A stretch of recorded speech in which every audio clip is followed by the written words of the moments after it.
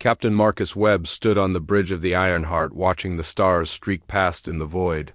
His ship cut through space toward the outer rim where few dared to venture. The year was 2387 and humanity had earned its place among the galaxies. Most feared species not through conquest but through pure stubborn will to survive.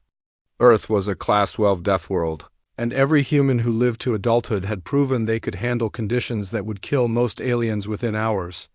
The distress signal came from nowhere. Lieutenant Roy Kim turned from his station with confusion written across his face. The signal was weak but persistent, coming from a planet that Federation records marked as uninhabitable.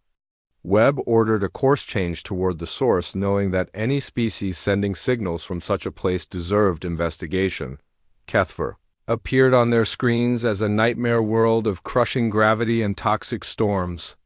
The atmosphere glowed with poisonous gases while massive predators stalked across landscapes that would melt most starship hulls. Webb's crew had seen Deathworlds before, but this place made even hardened space veterans uncomfortable. They detected structures on the surface built from materials that should not exist under such conditions. Someone had not only survived on this hellish world, but had thrived enough to build cities. Webb sent down a landing party led by himself with Roy Kim and 5 Marines.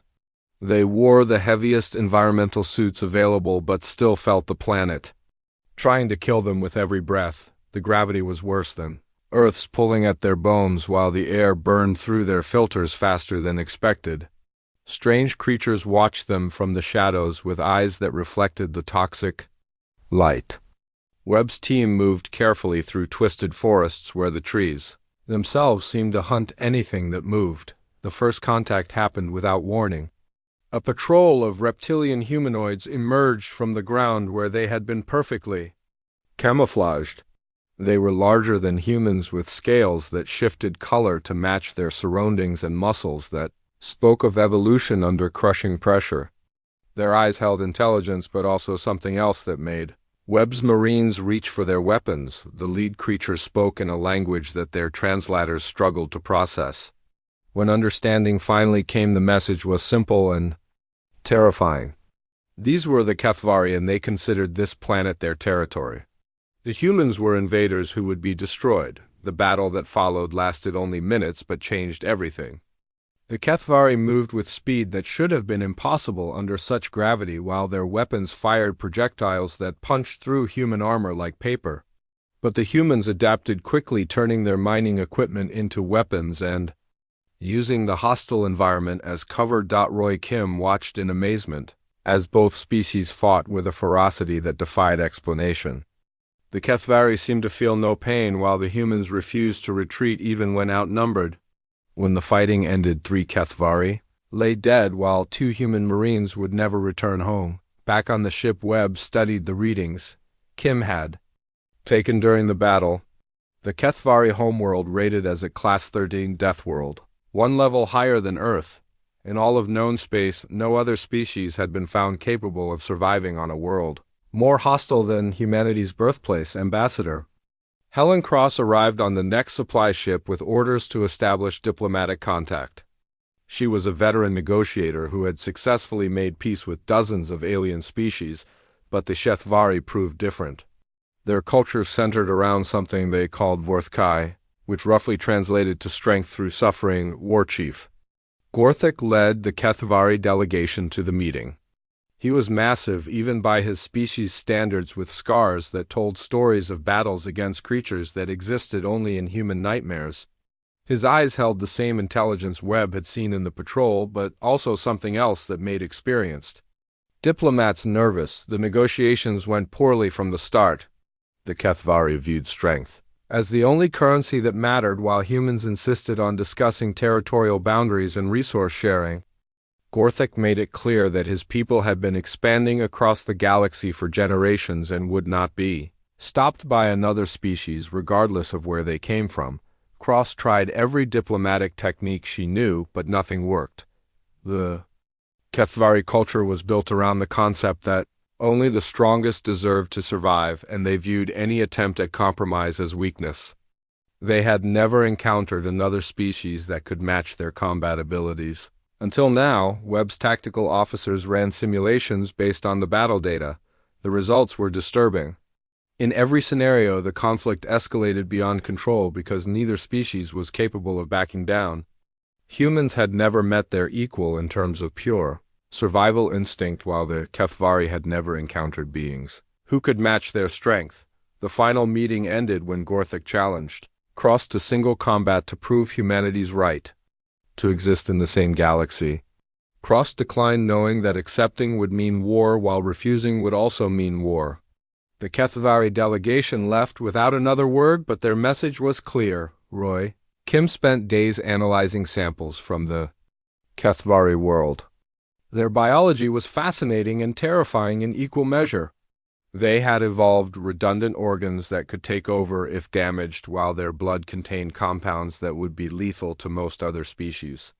Everything about them spoke of millions of years spent fighting for survival on a world that actively tried to kill them. The first reports reached Earth within weeks.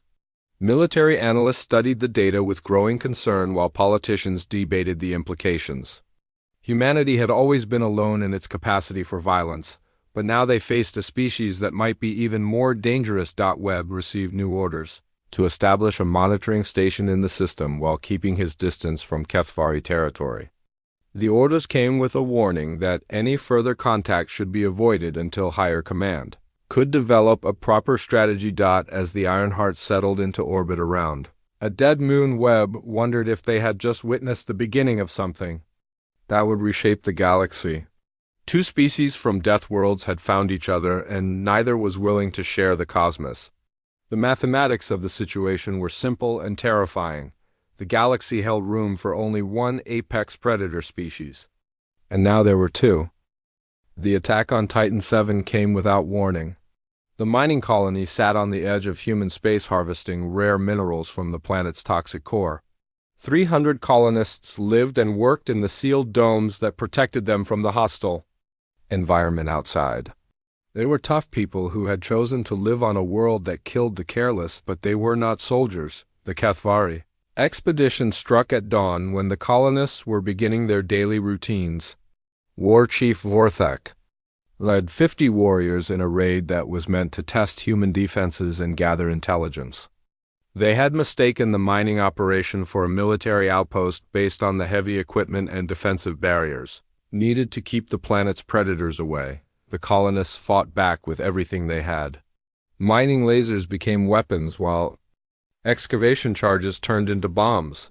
The humans used their knowledge of the local terrain to set traps in the tunnels where the Kethvari advantage in open combat meant nothing. For 6 hours, the battle raged through the colony's corridors while both sides learned hard lessons about their enemy's capabilities. When the fighting ended, 47 humans remained alive out of 300. The Kethvari had lost 12 warriors, which was more than they had ever lost in a single engagement. Vorthak studied the human bodies with growing respect for their fighting spirit, but also with confusion about their tactics. The colonists had used their own industrial equipment as weapons in ways that defied logic. A water purification system had been turned into a chemical weapon, while the colony's air recyclers had been rigged to create toxic clouds. The humans had adapted their technology for war with a creativity that impressed even the Kethvari. News of the attack reached Earth within days. Admiral Patricia Stone commanded the Soul Defense Fleet and had spent 20 years preparing for threats that might emerge from the unknown reaches of space. She had never expected to face an enemy that could match humanity's capacity for violence. But the reports from Titan 7 left no doubt about what they were dealing with. The human response was swift and brutal. Colonel David Park led a strike team of Special Forces soldiers who had been trained to fight in the worst conditions imaginable. They infiltrated a Kethvari outpost on the edge of their territory using stealth technology that the reptilian aliens had never encountered. The attack on the outpost demonstrated human warfare at its most creative. Park's team used improvised explosives made from mining equipment to collapse the main structure, while snipers picked off defenders from positions that should have been impossible to reach. The humans fought like ghosts, using the environment itself as a weapon. The Kethvari Garrison fought bravely, but found themselves facing tactics they could not understand. The humans seemed to appear from nowhere and vanish just as quickly while their weapons struck from angles that made no sense. When the battle ended, the entire outpost was destroyed with no human casualties. The footage from both attacks reached the Galactic Federation Council within hours. Representatives from over 200 species gathered in emergency session to discuss the implications. The violence displayed by both sides was beyond anything most Federation members had ever witnessed. Prime Minister Luxandra of the Zephyrian Collective spoke for many when she expressed horror at the brutality both species displayed. The Zephyrians were a peaceful race who had never experienced warfare and could not understand how any civilization could develop such capacity for violence. Dr. Emma Torres led the human delegation to the Federation Council as humanity's chief xenopsychologist. She had studied dozens of alien cultures and understood how different species approached conflict. The Kethvari were unlike anything she had encountered, with a warrior culture that made human military traditions seem gentle by comparison. The Kethvari delegate was Vekmar, who held the title of scientist warrior in their society. He studied the humans with the same intensity that Torres focused on his people. Both recognized that they were witnessing something unprecedented in galactic history. The Federation Council voted to impose sanctions on both species, but the measure was meaningless. Neither humans nor Kethvari depended on Federation trade, while both had the military strength to ignore any enforcement attempts. The Council's weakness was exposed for all to see. Back in human space, military planners studied every piece of intelligence they could gather about their new enemy. The Kethvari were stronger and faster than humans, but they seemed to lack the adaptability that made humanity so dangerous. Their tactics were straightforward, while their technology was built for brute force rather than innovation. The Kethvari conducted their own analysis of human capabilities. Vekmar had been allowed to examine the wreckage of the outpost and found evidence of human ingenuity that both fascinated and terrified him. The humans had turned simple mining tools into weapons of war while using their medical supplies to create chemical compounds that could disable Kethvari warriors. Both species began mobilizing for larger conflicts. Human colonies received military advisors while civilian populations underwent basic combat training. The Kethvari homeworld increased production of warrior caste offspring while their fleets began probing human defenses. The first major fleet engagement occurred in the Epsilon Eridani system when a Kethvari exploration force encountered a human patrol. Neither side was looking for a fight, but both were too proud to back down. The battle lasted 3 days and established the pattern that would define the coming war. The humans used unconventional tactics, turning asteroids into kinetic weapons while using solar radiation to mask their approach. The Kethvari responded with their own innovations, including bioships that could repair damage in real time and weapons that specifically targeted human physiology. When the fighting ended, both fleets had suffered heavy casualties, but neither side claimed victory. The survivors on both sides were traumatized by the experience, but also filled with respect for their enemies' capabilities. The galaxy had witnessed the birth of a conflict that would reshape the balance of power among the stars. Admiral Stone received reports from the battle with growing concern. The Kethvari were not just strong, they were intelligent and adaptable. Every human advantage was being countered while new threats emerged with each engagement. The war she had spent decades preparing for was nothing like what she had expected. The Federation Council issued statements calling for peace, but both species ignored them. The momentum toward full-scale war had become unstoppable as neither side could afford to appear weak. Two apex predator civilizations had found each other, and only one could survive. The war began in earnest when both species committed their main battle fleets to what history would remember as the Battle of Epsilon Eridani. Commander Lisa Grant led the human fleet with tactics that defied conventional military doctrine, while Fleet Master Vortha commanded the Kethvari forces with strategies honed by millions of years of survival warfare. Grant's fleet consisted of 75 vessels ranging from massive battleships to converted mining craft. Every ship had been modified for combat with weapons that pushed the boundaries of human engineering. The humans had learned from their smaller engagements that conventional tactics would not work against an enemy that had evolved for war. The Kethvari fleet was smaller with only 50 vessels, but each ship was a masterpiece of biological engineering. Their bioships could regenerate damage, while their weapons fired projectiles that adapted to whatever defenses they encountered. Vorthek had never faced an enemy that could match Kethvari ferocity, but he approached the battle with the confidence of a species that had never known defeat. The first phase of the battle lasted 18 hours as both fleets maneuvered for advantage. Grant used the system's asteroid belt as cover while Vorthak positioned his forces near the star where solar radiation would mask their approach. Both commanders understood that this engagement would determine the course of the war. Grant struck first using mining ships loaded with explosives as kinetic weapons.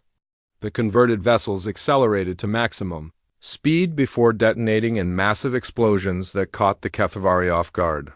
3 bioships were destroyed in the opening attack while others suffered damage that would take hours to regenerate. Vorthak responded with a coordinated assault that demonstrated the Kethvari understanding of pack tactics. His ships moved in perfect formation while their weapons targeted the human fleet's command vessels. The bioships adapted their fire patterns in real time, making it impossible for human point defense systems to predict incoming attacks. The battle raged across the entire system as both fleets used every available resource as weapons. Grant ordered her ships to use the star's gravitational field to accelerate debris into projectile weapons, while Vorthek's forces released clouds of biological agents that could eat through human hull plating. By the third day, both fleets were exhausted, but neither would retreat. The humans had lost 30 vessels, while the Kethvari had 20 ships destroyed or too damaged to continue fighting. The survivors on both sides were running low on ammunition and life support, but the battle continued. Grant made the decision that would define human tactics for the rest of the war. She ordered her remaining ships to ram the Kethvari vessels at maximum speed while their crews evacuated in escape pods. The suicide attacks caught the bioships by surprise, as they had never encountered an enemy willing to destroy themselves. To achieve victory, Vorthak watched his fleet being destroyed by opponents who seemed to have no regard for their own survival. The humans fought with a desperation that even the Kethvari found disturbing. When his flagship was rammed by a human destroyer, he ordered his remaining ships to withdraw, knowing that continuing the battle would mean the destruction of his entire fleet. The Battle of Epsilon Eridani ended with both fleets crippled but neither side claiming victory. The humans had held the system, but at a cost that made victory meaningless. The Kethvari had been forced to retreat but had proven they could match human ferocity with their own brand of warfare. The aftermath of the battle shocked neutral observers throughout the galaxy. Neither side had taken prisoners with humans fighting to the death rather than surrender, while Kethvari culture considered capture a fate worse than death. The few survivors from both sides were so traumatized that they refused to discuss what they had witnessed. On Earth, the civilian population mobilized for total war. Factories converted to weapons production while schools began teaching military tactics to children. The human government implemented conscription policies that would have been unthinkable in peacetime, but the threat of extinction made extreme measures necessary. The Kethvari homeworld underwent its own transformation. The planet's cities became breeding facilities for warrior caste offspring, while civilian populations were trained in combat techniques. The Kethvari had never faced an enemy that could threaten their existence, but the humans had proven they were worthy adversaries. Dr. Alan Ross documented the conflict for the Federation's historical records. His reports painted a picture of two species so perfectly matched in their capacity for violence that neither could gain a decisive advantage. Every human innovation was countered by Kethvari adaptation, while every Kethvari strategy was met with human improvisation. The war's impact on neutral species became apparent as trade routes were abandoned and entire star systems declared off-limits. Several Federation member species petitioned for protection from both combatants, while others began forming their own defensive alliances.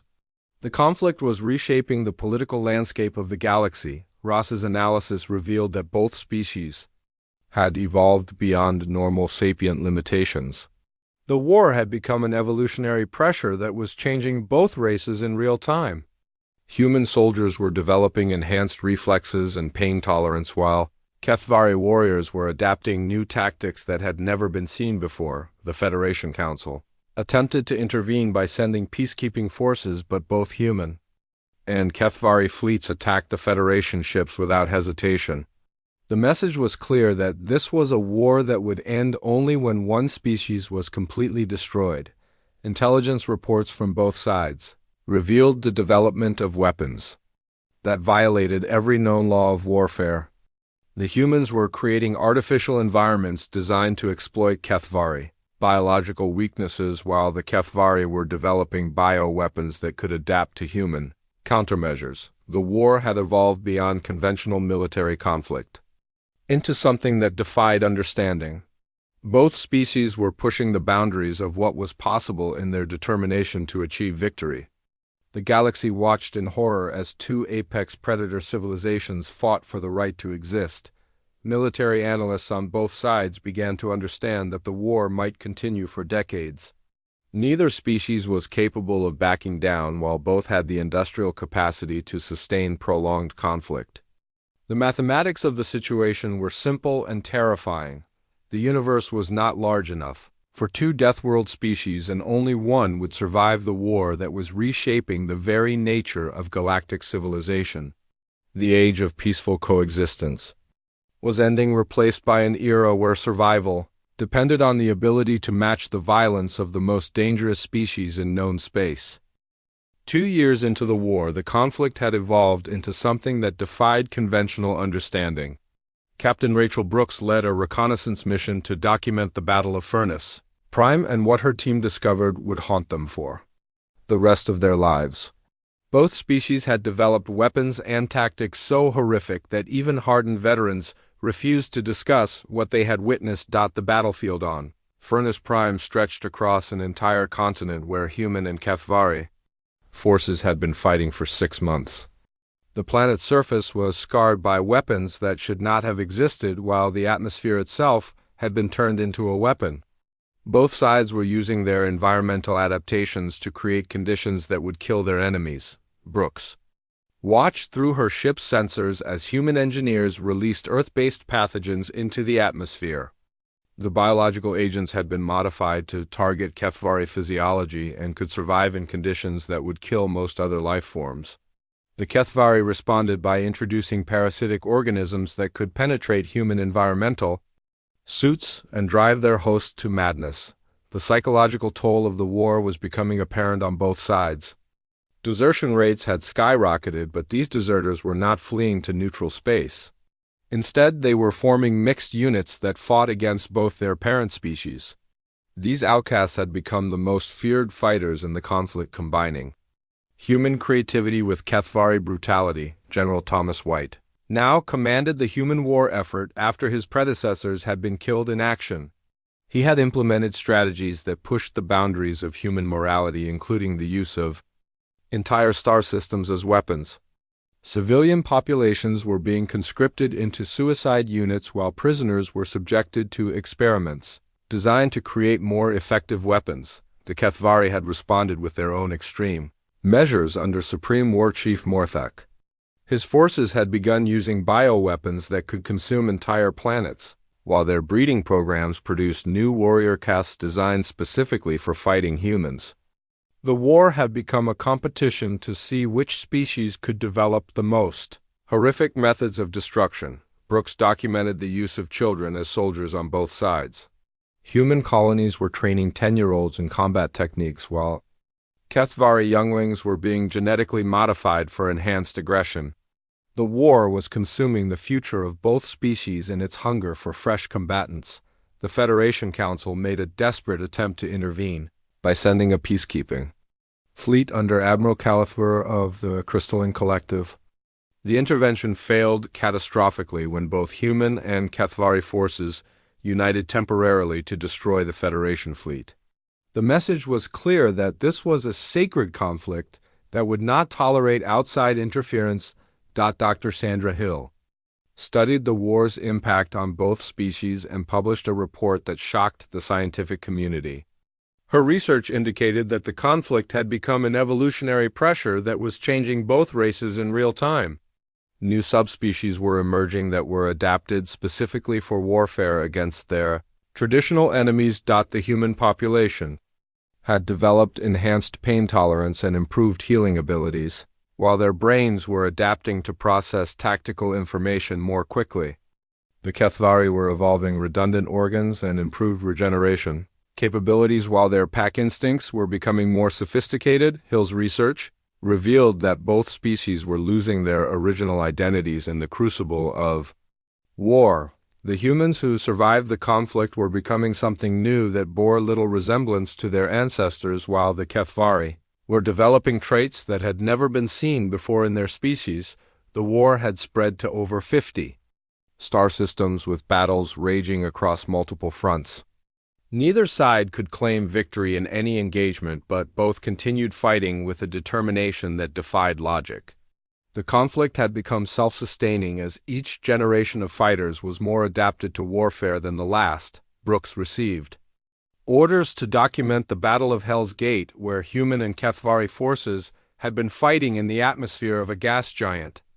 The battle was being fought using ships that could dive into the planet's crushing depths. While their crews endured conditions that would kill most other species, the tactics used in the battle were beyond anything previously recorded. Human ships were using the planet's gravity wells as weapons, while Kathvari bioships were adapting to survive in the crushing atmosphere. Both sides were pushing their technology and biology to the absolute limits. The casualty reports from the war were staggering. Human losses exceeded 40% of their total population, while Kathvari casualties approached 50%. Entire generations had been wiped out in battles that lasted for months, while the survivors were so traumatized that they could no longer function in normal society. The war had created a new category of being that existed solely for combat. The outcasts had formed their own society based on the principle that only the strongest deserved to survive. They recruited from both species and had developed fighting techniques that surpassed anything their parent races had created. Brooks's final report to Federation Command painted a picture of two species that had transcended their original limitations through the pressure of constant warfare. The humans and Kathvari were becoming something new that was adapted for a universe where only the most violent could survive. The galactic community watched in horror as the war continued to escalate. Trade routes were abandoned while entire civilizations changed their expansion plans to avoid encountering either combatant. The conflict was reshaping the very nature of galactic civilization. Military analysts on both sides began to understand that the war might never end. Both species had evolved beyond the point where they could exist peacefully, while their capacity for violence continued to grow. The mathematics of the situation were simple and terrifying. The universe was witnessing the birth of a new form of life that existed solely for warfare. The humans and Kathvari were becoming living weapons that would reshape the galaxy in their image. The age of peaceful coexistence was ending, replaced by an era where survival depended on the ability to match the violence of the ultimate predators. The war had become more than a conflict between two species. It had become a fundamental change in the nature of life itself. The galaxy would never be the same after witnessing what happened when two Deathworld species fought for the right to exist. The war ended not with victory but with exhaustion. After 5 years of conflict, both species had suffered casualties that approached 60% of their total populations. The survivors were so changed by the experience that they barely resembled their pre-war selves. Captain Neil Foster was one of the few original human officers still alive, and he led the final peace negotiations on the neutral world of Haven Station, the Kathvari. Representative was war scholar Thekvar, who bore scars from battles that had raged across dozens of star systems. Both negotiators understood that their species had reached a stalemate that could only be resolved through mutual recognition of their shared nature. The mathematics of continued warfare were simple and terrifying. Neither side could afford to lose more of their people. Foster studied the data from the war's final battles and realized that both species had evolved beyond their original limitations. The humans who survived the conflict were stronger and more resilient than their ancestors, while the HFY had developed new abilities that surpassed anything their race had previously achieved. The Treaty of Haven established the Deathworld, accords that would govern relations between the two species for generations to come. Both sides agreed to limit their expansion to avoid future conflicts while establishing protocols for peaceful contact. More importantly, the treaty created the Warriors Compact that transformed former enemies into reluctant allies. The compact recognized that both species had become something new through the crucible of war. The humans and HFY were no longer the same races that had first encountered each other in the Outer Rim. They had become apex predators that were adapted for a universe where only the strongest could survive: the galaxies. Other species watched in horror as the two most dangerous civilizations in known space formed an alliance. The implications were staggering, as no other race possessed the military capability to challenge either humans or HFY individually. Together, they represented a force that could reshape galactic civilization. The Federation Council attempted to impose sanctions on both species, but the measure was meaningless. Several member species withdrew from the Federation, entirely forming their own defensive alliances against potential human HFY aggression. The war had exposed the Federation's weakness while demonstrating the power of Deathworld species. Dr. Jane Roberts was appointed to head the Human HFY Cultural Exchange Program. Her task was to rebuild both civilizations while helping them adapt to their new reality. The work was complicated by the fact that war veterans from both sides understood each other better than they understood their own non-combatant populations. Roberts discovered that the war had created an unprecedented bond between the two species. Human and HFY soldiers who had fought against each other developed a mutual respect that transcended their original hatred. They had tested each other in the crucible of combat and found themselves to be worthy adversaries. The reconstruction process revealed the true cost of the war. Entire worlds had been rendered uninhabitable while the survivors carried psychological scars that would last for generations. Both species had sacrificed their original cultures on the altar of warfare but had gained something else in return. The post-war period saw the emergence of joint human HFY expeditions that explored the galaxy's most dangerous regions. These teams were perfectly adapted for Deathworld environments and could survive in conditions that would kill most other species. Their success rate in dangerous missions was unprecedented. The alliance between the two species had created a new category in galactic politics. The apex predator civilizations were recognized as a separate class of species that existed outside normal diplomatic frameworks.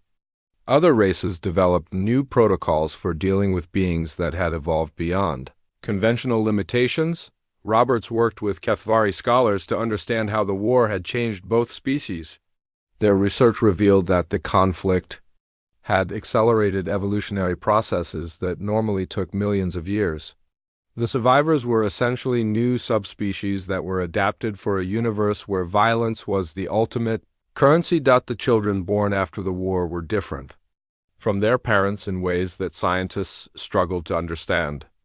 They possessed enhanced physical capabilities and improved cognitive functions while displaying personality traits that had never been seen before. The war had created a generation of beings that were born for conflict. Foster established the first joint human HFY colony on a world that would have been impossible for either species to settle alone. The colonists worked together to survive in conditions that pushed the boundaries of what was possible while their children played games that incorporated elements of the war their parents had fought. The long-term consequences of the war became apparent as other species changed their expansion plans to avoid encountering either humans or HFY. Entire civilizations retreated to safer regions of the galaxy. while others began developing their own military capabilities in response to the new threat. The war had established a new reality where peaceful coexistence was no longer possible. The universe had been divided into those who could fight, and those who could not, with the humans and HFY, representing the ultimate expression of evolutionary adaptation to conflict. Dr. Michael Chen worked with HFY chronicler Vorthkal to create a comprehensive account of the war.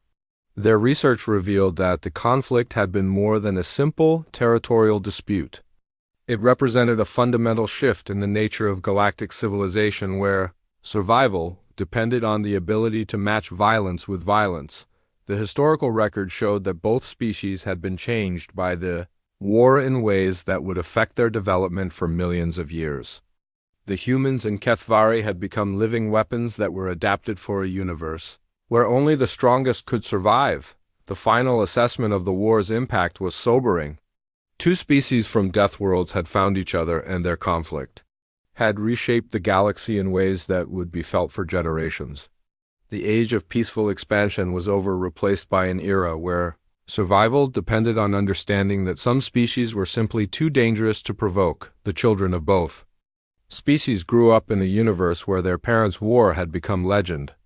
They learned to cooperate with their former enemies while maintaining the warrior instincts that had allowed their races to survive.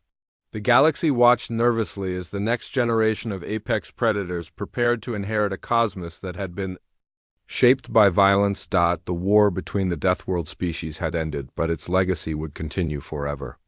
The universe had learned that some conflicts were too fundamental to be resolved through diplomacy, and that survival sometimes required the willingness to fight battles that would reshape the very nature of life itself.